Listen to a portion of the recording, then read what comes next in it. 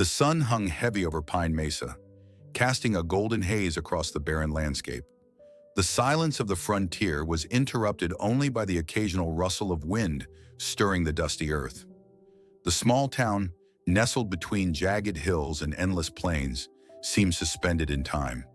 There were no grand buildings, no bustling streets, just a handful of weather-beaten wooden structures scattered like forgotten relics of a forgotten past.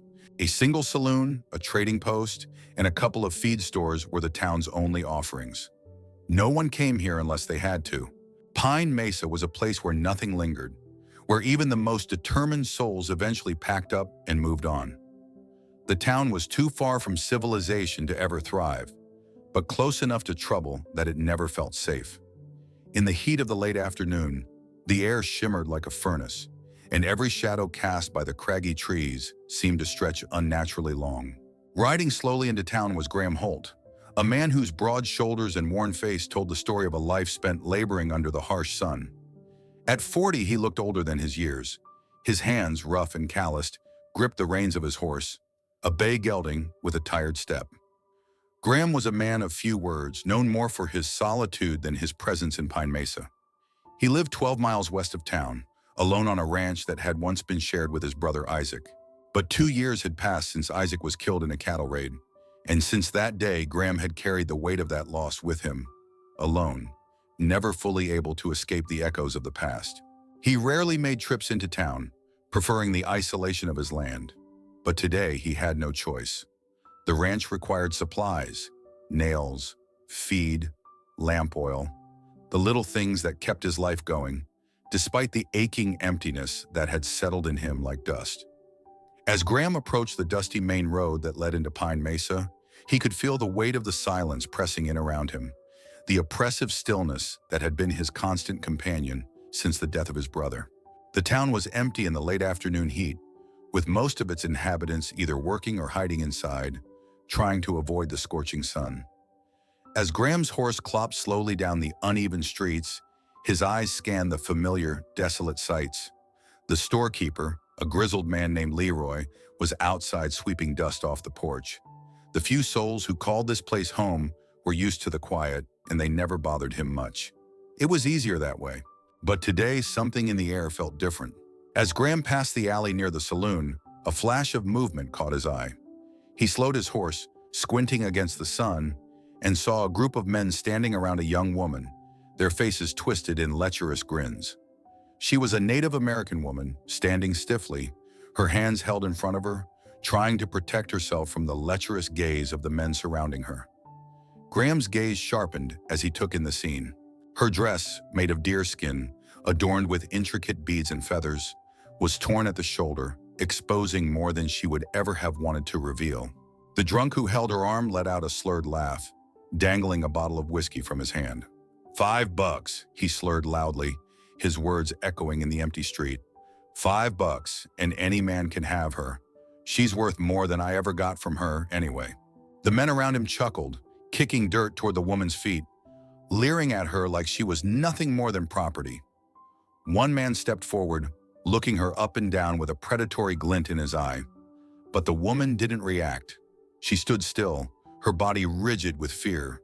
Her chest rose and fell with shallow breaths, her eyes darting nervously around the alley. But they never met the gaze of the men around her. Instead, they searched the distance for any sign of escape. Graham's gut twisted with disgust. He had seen this kind of thing before. Men who thought they could do whatever they wanted to, women who had no way of defending themselves. His heart tightened at the sight of the young woman's eyes flicking towards him, pleading for help without saying a word. She was trapped, her fear evident in the tremble of her hands. The cold tightening in his stomach was familiar. It was the same feeling he had when he lost Isaac. The helplessness of watching someone suffer, knowing you might not be able to stop it. Graham hated the waiting moments, the seconds that stretched endlessly, where the world seemed to hold its breath, waiting to see what a man would do. And he knew in that instant he wouldn't walk away. The drunk man noticed Graham then, his eyes narrowing with suspicion. "Hold, you looking to buy something?" he sneered, his lips curling in a smug grin. Graham's eyes never wavered from the husband. He didn't look at the woman's exposed skin, didn't glance at her body as the others had. His gaze was fixed on the drunk man's face, unwavering and steady. "Let her go," Graham said, his voice calm but firm. For a heartbeat, the alley was silent. The men around them shifted uncomfortably, but no one moved. A muttered comment came from one of the men. "He's gonna get himself killed." But Graham stood firm, the weight of his decision clear in his posture. The husband raised his bottle again, the remnants of his intoxication clouding his judgment. "I ain't giving her up for nothing. $5, you got it?" Without a word, Graham reached into his pocket, pulling out the coins he had planned to use for his ranch supplies. He set them on an old crate beside him with a sharp clink that echoed in the stillness. "There," he said, his voice low and controlled. "Fake it." The husband blinked in confusion before grabbing the coins greedily, his hands trembling with clumsy movements. He staggered backward, the anger fading as the money settled into his grasp. But the woman didn't move. She didn't run. She remained where she stood, watching Graham as if he were an enigma, something she couldn't understand. Her breathing hitched once, and her grip on her torn dress tightened, but she didn't speak. She waited. Graham, aware of the tension in the air, approached her slowly. His movements were deliberate, cautious. He didn't reach for her body or try to comfort her with words. He took her arm just above the elbow, steady and firm. He guided her away from the men, out of the alley and into the open street. The silence that followed was heavy, filled with the unsaid questions of the townsfolk watching from a distance. What kind of man was Graham Holt? And why had he stepped in? As they walked toward his horse, Graham felt the tension in her body, her every muscle coiled in fear. She wasn't used to kindness, to protection. She had learned to survive on her own, and trusting someone else, especially a stranger, was dangerous. But she didn't pull away. She followed him, step by step, toward the safety he offered without asking for anything in return.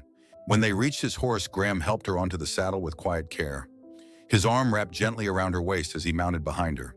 They rode away from Pine Mesa, the sounds of the town fading into the distance, leaving behind only the soft rhythm of hooves against dry earth. The sun dipped low, casting long, sharp shadows that stretched across Pine Mesa's desolate streets. Graham Holt's boots ground slowly through the dust, his steps deliberate and heavy as he moved through the town. The air was thick with the afternoon heat, and the faint smell of whiskey and sweat lingered in the air. He had seen this town before. Empty, quiet, a place men came only when they had to, and left just as quickly. But today, Pine Mesa seemed different, weighed down by something in the air, as though it too was holding its breath. As Graham moved through the dusty streets, his sharp eyes scanned the scene before him, and then he saw her, Nar, the young Apache woman, standing in the middle of a group of men. Her body was still, like a statue, frozen in fear. Her hands were held awkwardly in front of her, trembling with each breath. Her dress, decorated with beads and feathers, was torn at the shoulder, the fabric hanging loosely. Her chest rose and fell quickly, each breath shallow, and her eyes darted nervously around. But never once did they meet the eyes of the men. Instead, they searched for an escape, a way out, but there was none. Graham felt his stomach tighten as his eyes locked onto her. She wasn't screaming. She wasn't fighting. She was simply there, a woman alone in a group of men who had all the power. They stood around her, leering, mocking her, as though she were no more than property. The sight of it stirred something deep inside him, something old, something bitter, something that refused to let him turn away. He watched the drunk man holding her arms sway on his feet, a bottle dangling from his fingers. His voice slurred as he shouted, $5, $5, and any man can take her. She's worth more than I ever got out of her anyway." The others laughed, their voices rough and grating, their eyes scanning her body like vultures circling their prey. One of the men kicked the dirt at her feet, and another stepped forward, as though testing his chance to take what he wanted. But Nar didn't move. She didn't fight back. She simply stood there, as if the fight had been beaten out of her long ago. The fear in her eyes was undeniable, familiar, almost haunting. Graham had seen that look before, in the eyes of soldiers he had fought beside, in the eyes of those he had failed to protect. His heart pounded, but his hand never moved toward the gun at his belt. Instead, he took a slow, steady step forward, his boots grinding against the dry earth, his eyes never leaving the drunk husband. He wasn't going to let this continue. Not here, not now. "Let her go," Graham said, his voice calm but firm, cutting through the noise like a knife. The alley fell into silence. The men paused, their laughter dying as they turned to face him. The drunk husband squinted at Graham, his bloodshot eyes narrowing as he sneered. "You looking to buy something, stranger?" he slurred, his grin wide and crooked. Graham didn't flinch. His gaze stayed locked on the husband and his jaw tightened. He wasn't here for words. He wasn't here for a fight. He was here to stop this injustice, this cruelty. He spoke again, quieter this time, but no less resolute. "Let her go." For a moment, the air seemed to hang heavy between them. No one moved, no one spoke. The men around them exchanged glances, unsure of how to respond. But Graham's eyes didn't waver. He wasn't asking. He was telling. The drunk husband blinked, confused, then glanced at the others before he raised his bottle high, a grin spreading across his face. "I ain't giving her up for nothing. $5, take it or leave it." Graham's hand didn't hesitate as he reached into his pocket. He didn't pull out a gun or threaten violence. Instead, his fingers brushed the cold coins meant for the supplies he had planned to buy. He withdrew them slowly and placed them on a nearby crate, the metal clinking sharply against the wood. The sound echoed in the quiet alley, loud and clear, breaking through the tension like a shot. "There," Graham said, his voice calm and controlled. "Fake it." The drunk husband blinked in confusion, his hand swiping at the coins, grabbing them greedily as if he couldn't believe his luck. He staggered back, his satisfaction evident as the coins settled in his pocket. The men behind him stood still, watching the exchange with a mix of disbelief and reluctance. But no one moved to challenge Graham. The woman, Nar, stood frozen, her eyes never leaving Graham as he moved toward her. She didn't run, didn't speak. She simply stood there, uncertain, confused. And in that moment, Graham knew that the hardest part wasn't getting her away from these men. It was showing her that he wouldn't hurt her, that she wasn't a commodity, that she wasn't someone to be owned or traded. With careful, deliberate steps, Graham approached her, his hand reaching out, not in a grasping, possessive way, but in a steady, respectful motion. He placed his hand gently on her arm, just above the elbow, guiding her away from the men and out of the alley.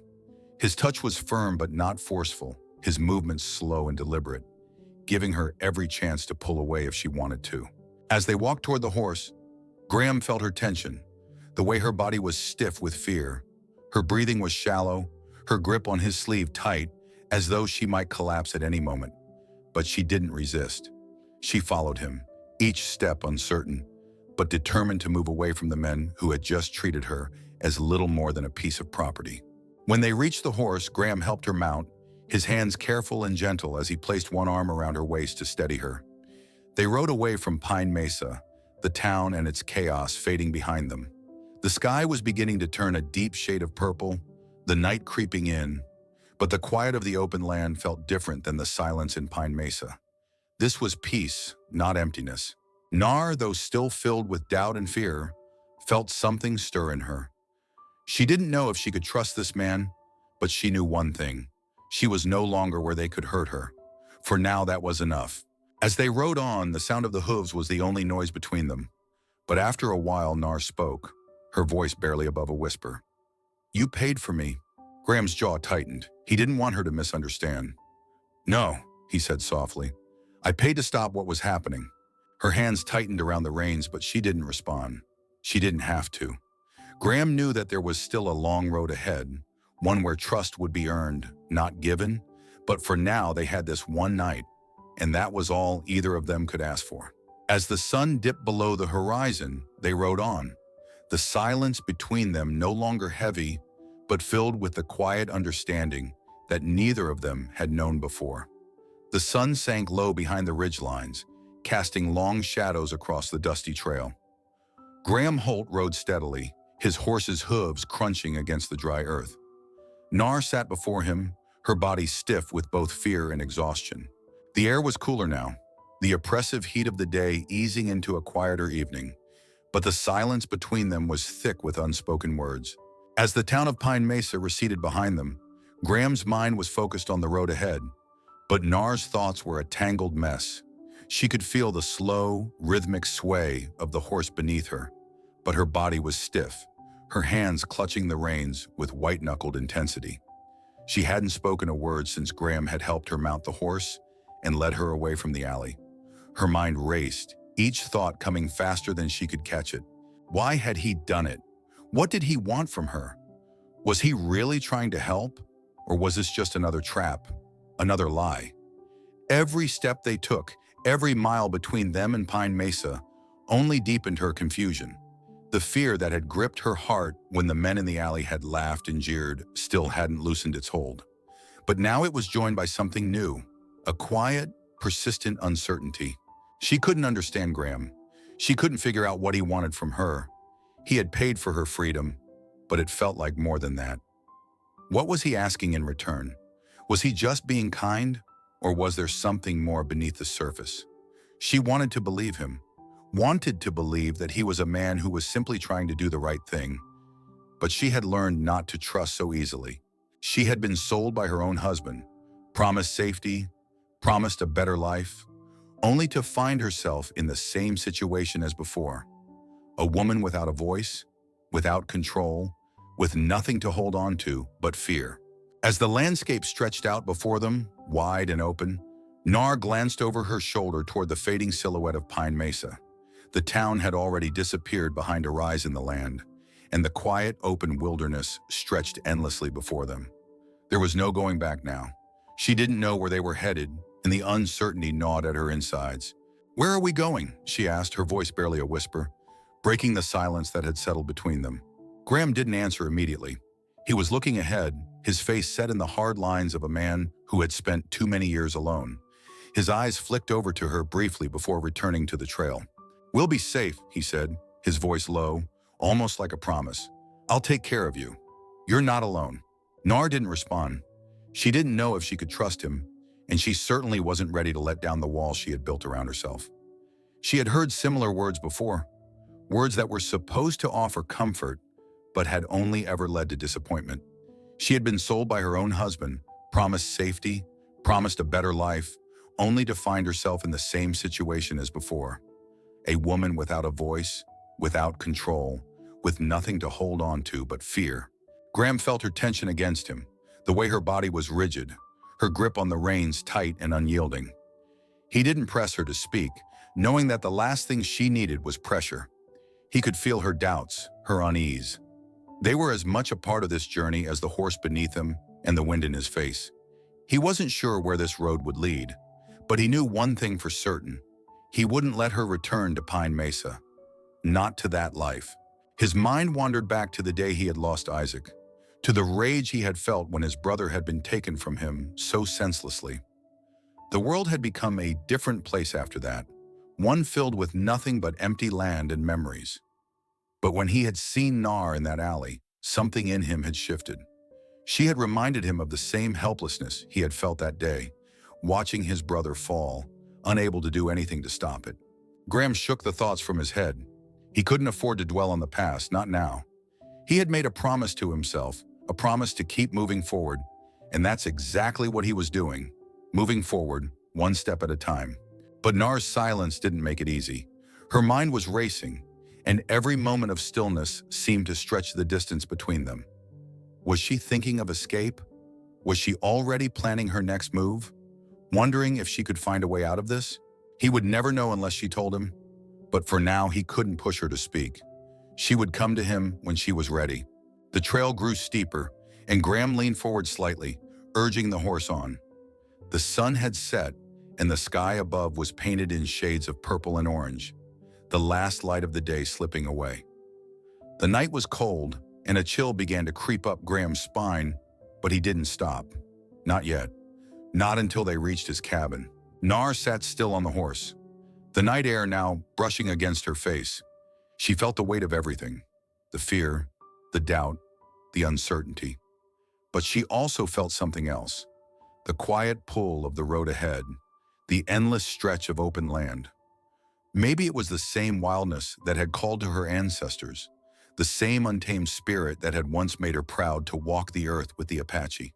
But that pride had been stripped away piece by piece over the years, and now she didn't know what to believe. She only knew one thing for sure. This wasn't the life she had imagined. This wasn't the freedom she had dreamed of. But could it be something else? Something different? Something better? As they continued on through the night, the silence between them remained, but it was no longer uncomfortable. It was a shared silence, the kind that comes from two people on a journey, each with their own thoughts, but walking the same road, side by side. The long, winding road stretched out in front of them, the last miles taking them further and further away from the town of Pine Mesa. The sun had already dipped below the horizon, and the first stars had begun to appear in the cool evening sky.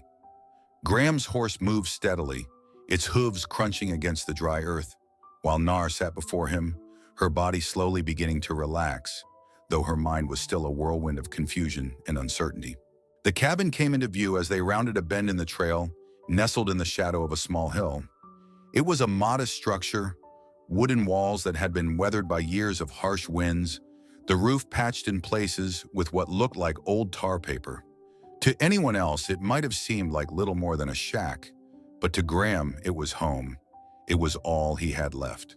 The cabin, with its simple lines and quiet solitude, had been his refuge since Isaac's death, and though it was far from perfect, it felt like a place he could at least find some peace. When they reached the cabin, Graham dismounted and helped Nar down from the horse.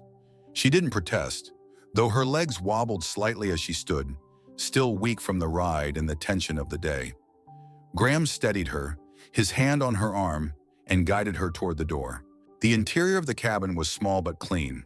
A single bed sat in the corner, neatly made with a simple quilt. A small wooden table near the window held a few dishes, a tin cup, and a wooden spoon. The stove, though old, was well cared for, and the fire inside crackled softly, giving the room a warm glow.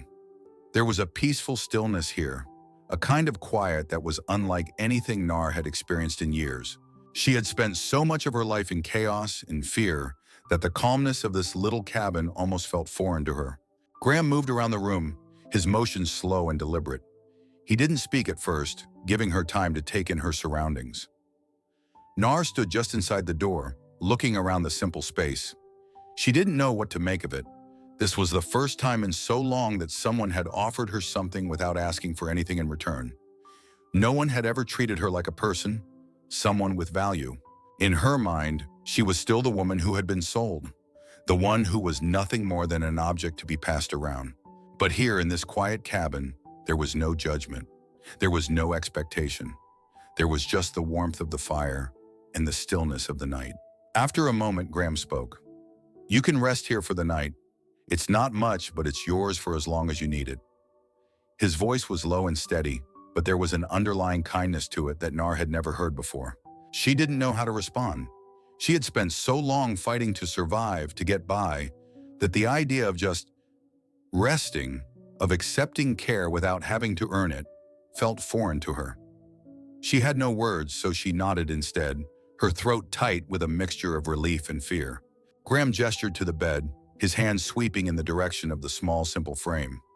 "You can sleep there if you want. I'll sleep by the door. Keep watch in case anyone comes looking for you." Nar hesitated. She wasn't used to being given choices, but she knew that for tonight at least, she was safe. The fear that had gripped her since she had been sold, since she had first been dragged into Pine Mesa, began to loosen its hold on her, ever so slightly. She stepped over to the bed, her movements cautious but not fearful. She sank down onto the mattress, feeling the warmth of the blankets against her skin. Graham watched her for a moment before moving toward the stove. He stoked the fire and added another log, the flames growing higher as the heat filled the room. He didn't look at her again, giving her space. He knew she wasn't ready to talk, wasn't ready to share her past. But the silence wasn't uncomfortable. It was a shared quiet, one that spoke of understanding and respect, not of distance or coldness. As the night grew darker, the fire cast flickering shadows on the walls. Nar lay in the bed, her eyes wide open, staring at the ceiling. The quiet of the cabin was both a comfort and a challenge.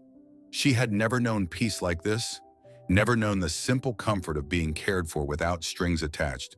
The thought was foreign, almost impossible to grasp. But as she lay there, something shifted in her.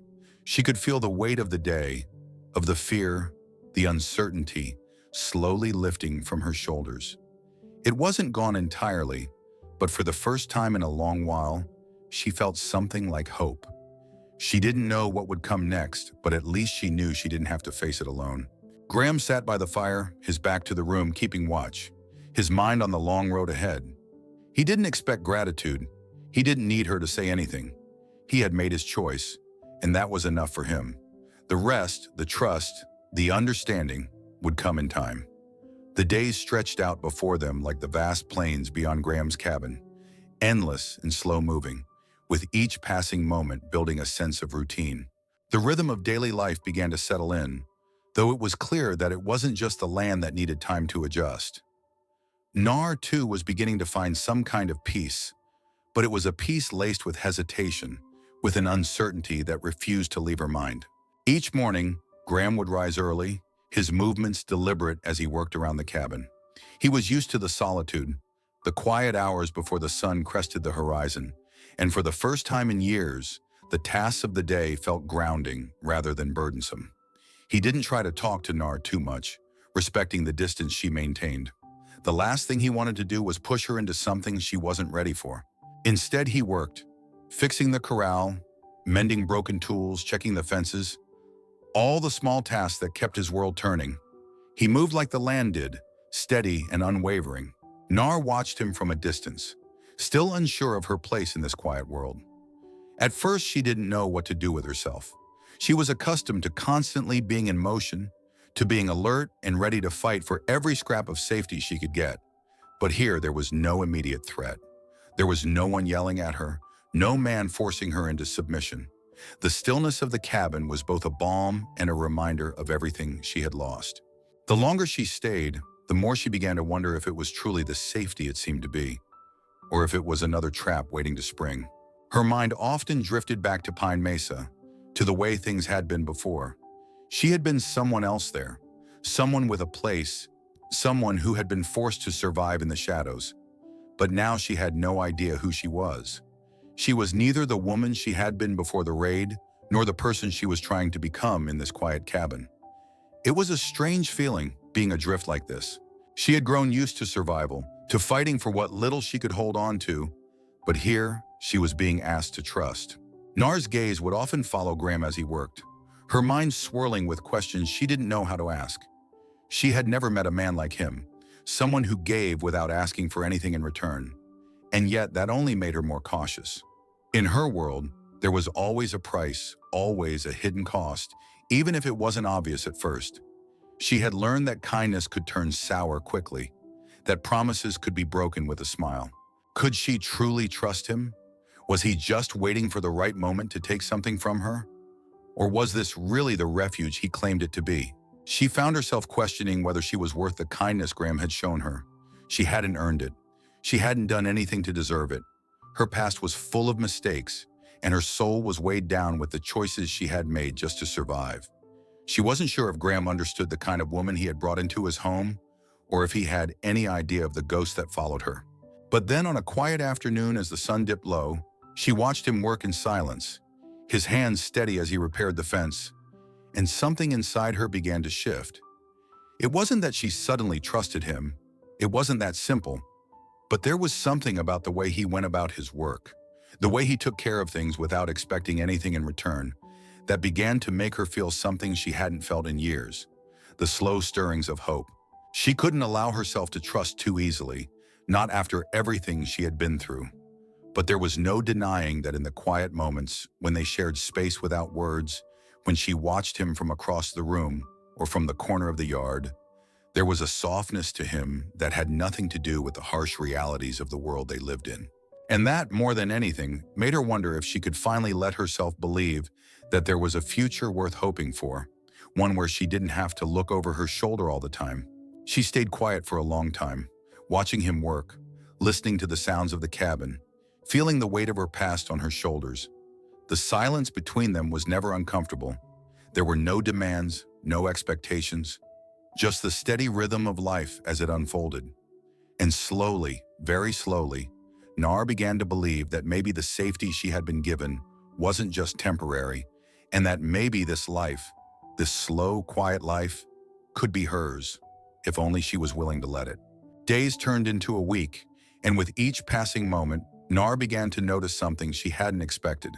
The quiet of Graham's cabin, the rhythm of his daily work, the calmness of his presence, it was all starting to sink in.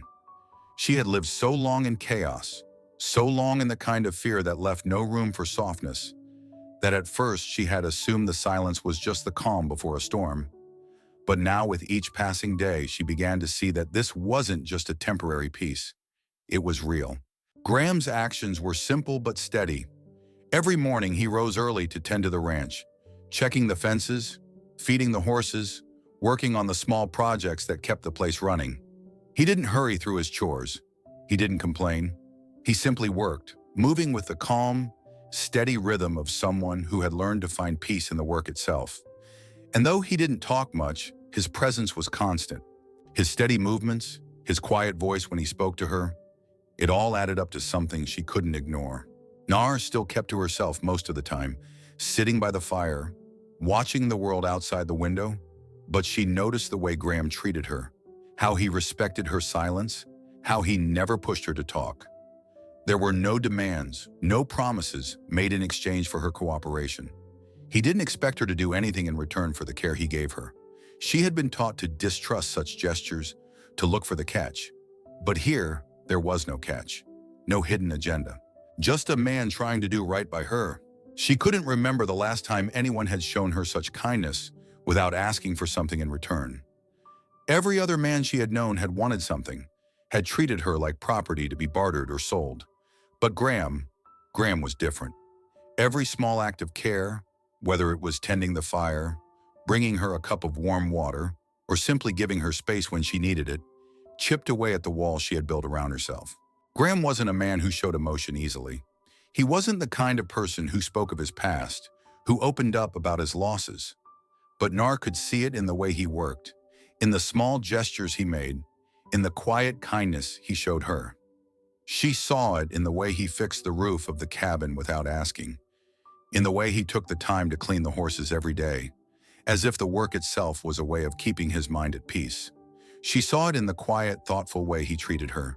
It wasn't love, not yet, but it was respect, and it was enough. For the first time since she had arrived, Nar felt the pull of something she had long abandoned, a sense of safety. It wasn't something she was used to, and it was hard to believe it was real. She didn't dare let herself trust it fully, not yet. But she couldn't deny that with each passing day, she began to feel something shift inside her. A quiet stirring of hope, one that whispered that maybe, just maybe, she could let herself believe in a future beyond survival. Graham, for his part, didn't ask for anything. He never demanded her trust, never tried to rush her into anything. His actions spoke for him, and Nar could see the way he worked without expectation, how he simply wanted her to feel safe, to feel like she wasn't alone anymore. Graham didn't ask for her to open up. He didn't ask for her to love him, to be anything other than what she was. He wanted her to feel free, to feel like she could live without fear. With every day that passed, Nar began to feel more at ease. She found herself waking up in the morning with less weight on her shoulders, her thoughts not as clouded with the constant fear that had followed her for so long. She could feel herself beginning to relax slowly. And when she woke to the sound of Graham moving around the cabin, starting his day, she no longer tensed, no longer wondered what would come next. It was a strange feeling, peace. But as the days wore on, it became something familiar, something that began to feel like home. Graham didn't push her, didn't force her to talk or share her past. He simply gave her the space she needed, the respect she deserved. And in return, she began to open up in small ways, letting him see her as a person, not just as someone who had been broken. The distance between them, once filled with caution, slowly began to shrink. Graham felt it too, though he didn't say much. The slow opening of her heart, the way she began to trust him a little more each day. It wasn't something he expected, but it was something he welcomed. He wasn't looking for a quick fix. He wasn't looking for answers from her. He just wanted to be there for her, to let her know that she wasn't alone. And in his own way, he was healing too. It was in the quiet moments. The moments when Nar caught his eye as she helped with chores, when he brought her a cup of coffee in the morning, when they sat together by the fire, that the bond between them began to grow. It wasn't a bond built on grand gestures or promises. It was built on the quiet understanding that neither of them were alone anymore. Nar had learned to survive. She had learned to trust no one. But in the small, everyday moments with Graham, she began to realize that maybe, just maybe, she could learn to trust again.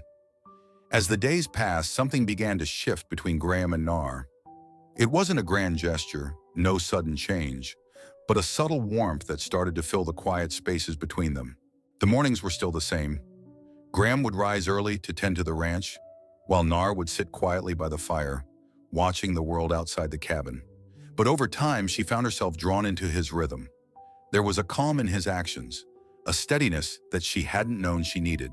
The chores that once felt like obligations became small, shared moments of connection. Nar started helping with the dishes, the laundry, the small repairs around the cabin. Graham never asked her to do any of it.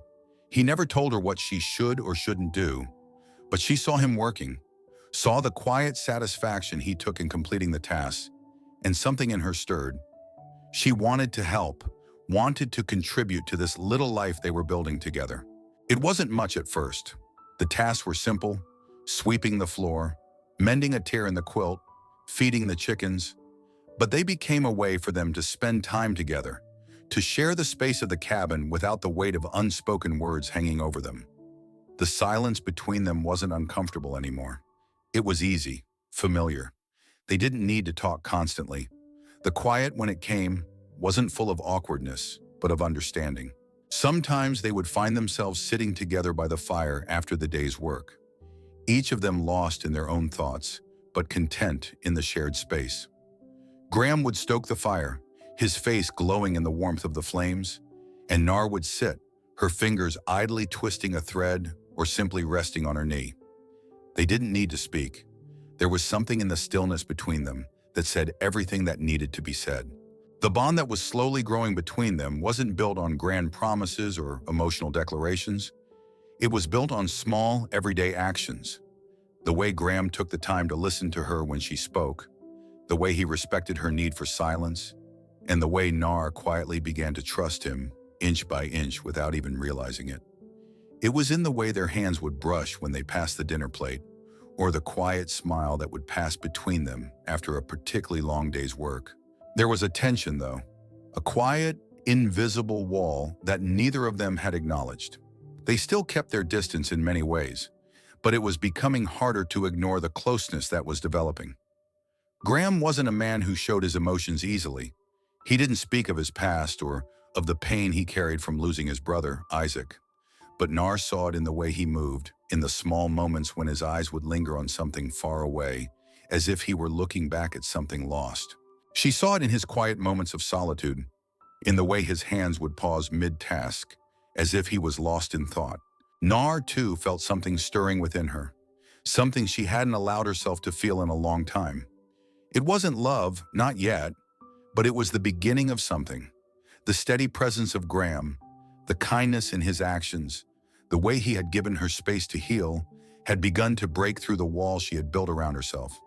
She wasn't ready to admit it, not yet, but every time she looked at him, every time their eyes met, she felt something shift inside her. There was a moment one evening, as the sun was setting and the sky turned a deep shade of purple, when Graham stood by the door, looking out at the vast land that stretched out before him. Nar stood in the doorway behind him, her arms folded loosely across her chest.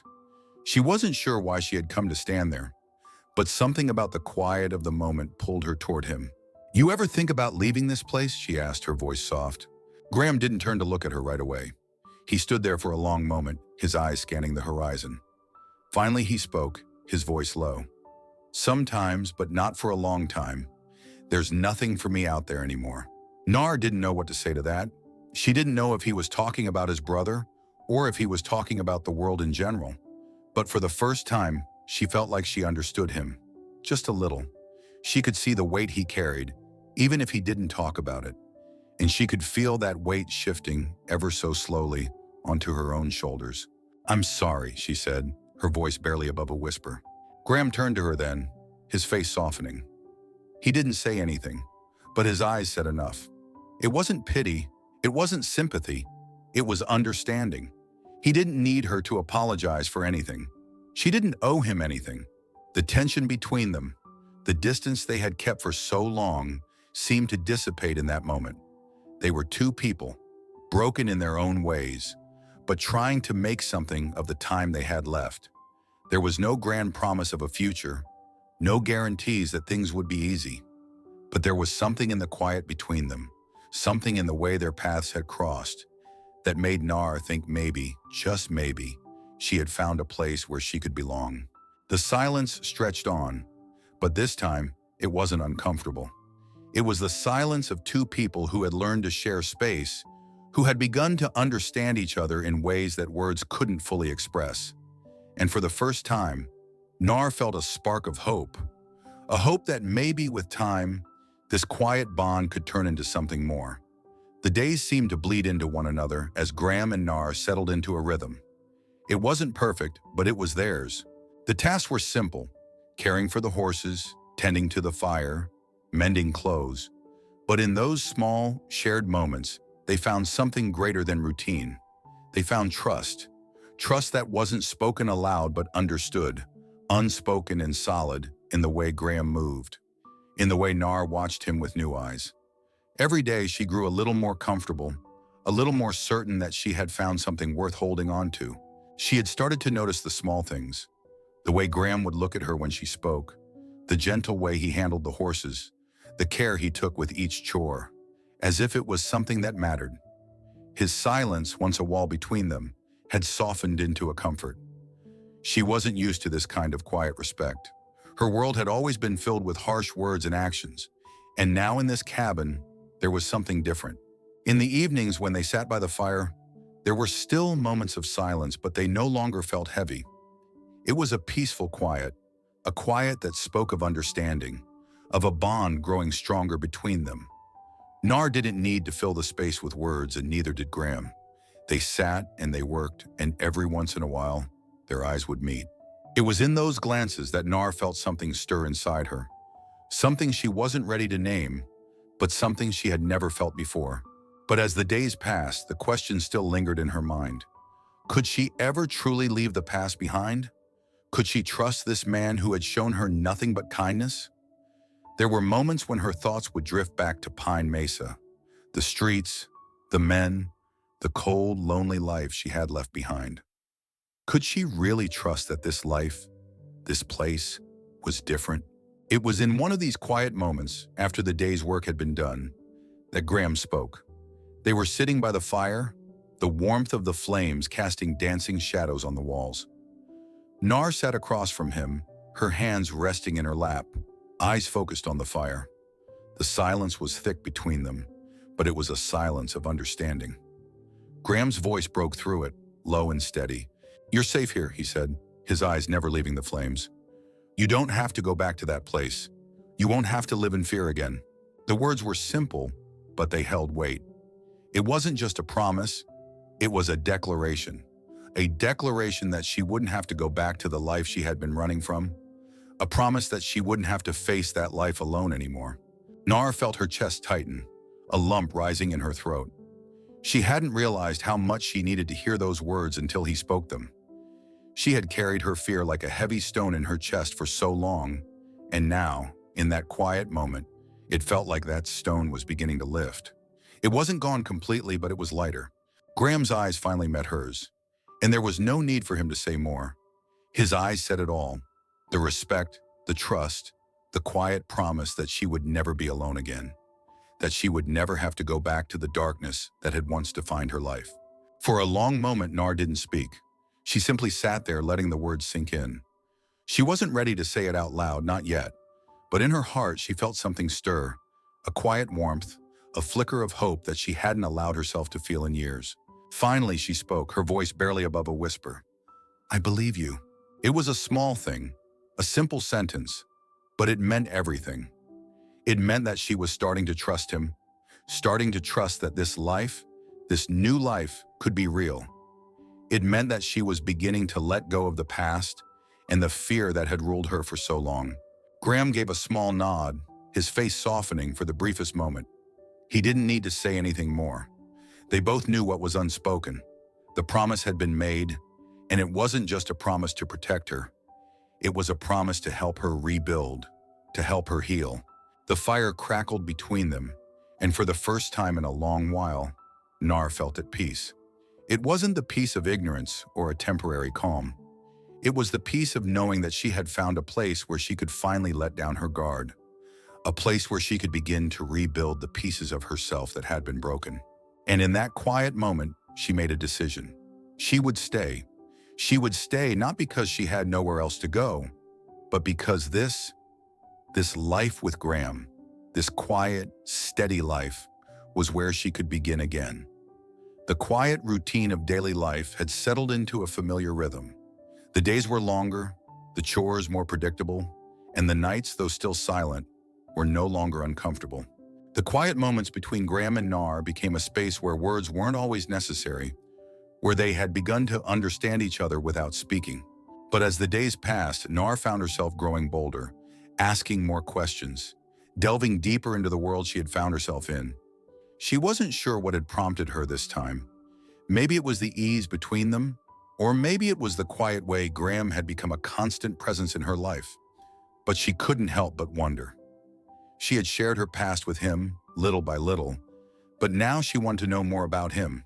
One evening, as the fire crackled softly between them, Nar sat across from Graham, the glow of the flames casting long shadows across his face.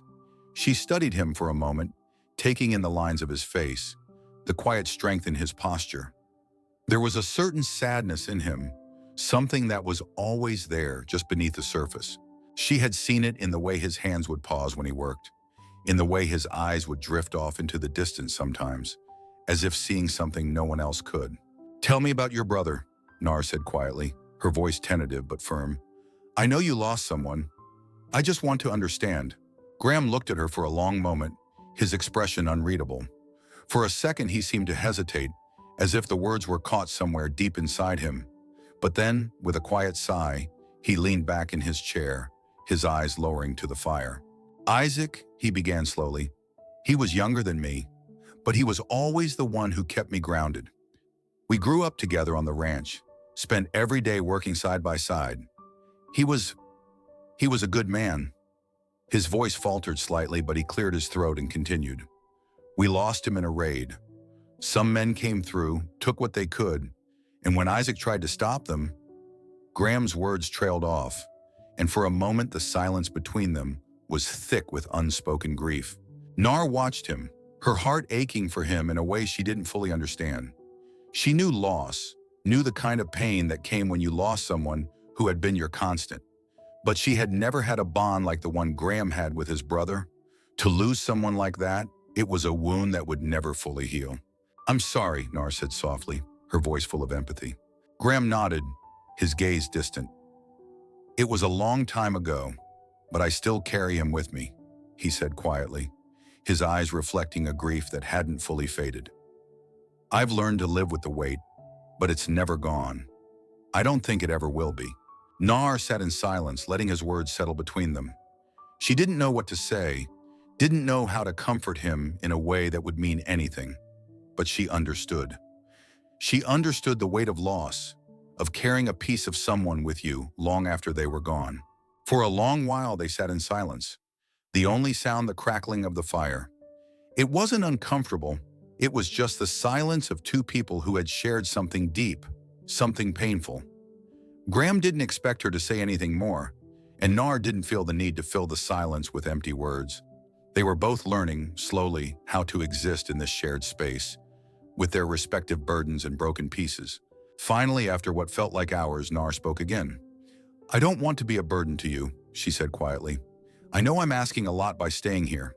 Graham's eyes met hers, and for the first time, his expression softened, and a faint, almost imperceptible smile touched his lips. "You're not a burden, Nar.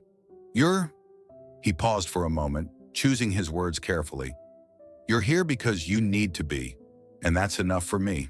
The words hung in the air between them, simple but powerful. There was no grand promise, no sweeping declaration, but there was understanding, a quiet understanding that didn't need to be spoken aloud. Their lives, once separate and solitary, had become intertwined in ways neither of them had expected. As the days went on, the distance between them continued to close, and the quiet moments began to feel more like home.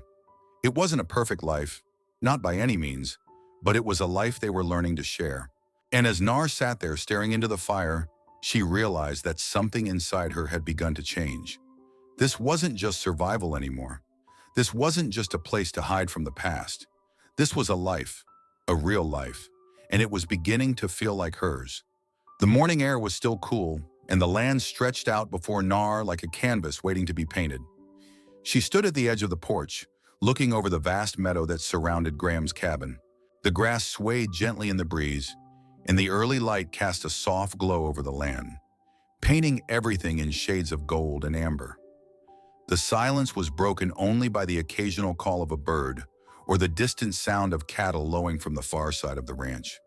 The world felt still, untouched, a far cry from the chaos she had once known. Nar had spent so much of her life moving from place to place, never truly finding a place she could call her own. She had been running from her past, from the pain, from the fear, always looking for a way out. But now, as she stood there, gazing over the land that had become her sanctuary, she realized that she wasn't running anymore. This was it. This was the place where she belonged. It wasn't just because there was nowhere else for her to go. It was because here, in this quiet cabin with Graham, she had found something she had never known. Peace. Real peace. The kind that settled deep into your bones and made you feel like you could finally exhale, like you could stop fighting.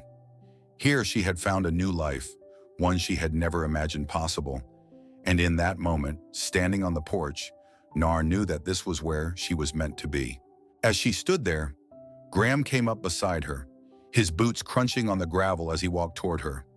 He didn't say anything at first, but when he reached her side, he looked out over the land, his eyes following the same horizon that had captivated her. He had been silent for a moment before he spoke, his voice low but firm. "This place is yours," he said, his eyes meeting hers. "If you want to stay, it's yours. You've got a place here, Nar. You don't have to leave." Nar turned to face him, her heart swelling in her chest. She didn't need more words, didn't need anything else. His simple statement was everything she needed to hear. For the first time, she didn't feel like an outsider. She didn't feel like someone who had to keep moving, keep running. She felt home. "I want to stay," she said softly, her voice barely above a whisper. She looked up at him, her eyes locking with his, and for the first time in a long while, she wasn't afraid to admit it. "I want to stay. With you." The words hung between them, and for a long moment, neither of them spoke. There was no need. The silence wasn't heavy, though. It was a quiet understanding, a bond that had slowly formed over time, built on trust and mutual respect. Their lives, once separate and solitary, had become intertwined in ways neither of them had expected. As the days went on, the distance between them continued to close, and the quiet moments began to feel more like home. It wasn't a perfect life, not by any means, but it was a life they were learning to share. And as Nar sat there staring into the fire, she realized that something inside her had begun to change. This wasn't just survival anymore. This wasn't just a place to hide from the past. This was a life, a real life, and it was beginning to feel like hers. The fire crackled between them, and the soft sound of the wind rustling the leaves outside filled the air. It was peaceful, in a way that Nar had never known. The promise had been made, and though the future was still uncertain, she knew that it was a future she didn't have to face alone. The chapter closed, but the story of their lives had only just begun.